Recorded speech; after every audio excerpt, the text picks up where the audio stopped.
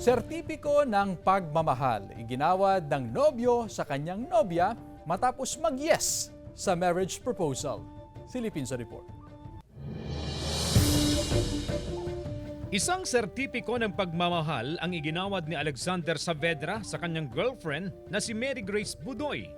Makaraang mag-yes sa kanyang marriage proposal. Will you?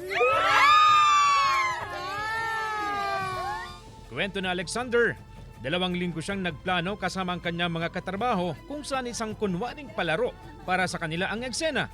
Pero lingid sa kalaman ng kanyang kasintahan na isa pala itong marriage proposal.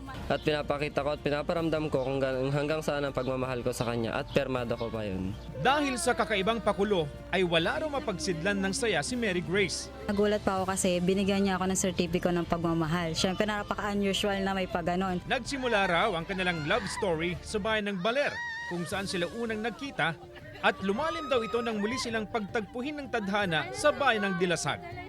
6 na buwan sila bilang magkasintahan bago naganap ang marriage proposal. Ganon ko po siya kamahal at handa akong gawin lahat para sa kanya. I love you, May. Sobrang pasasalamat ko kay Lord kasi binigay niya yung karapat-dapat para makasama ko habang buhay. CJ Torida, One North Central Luzon.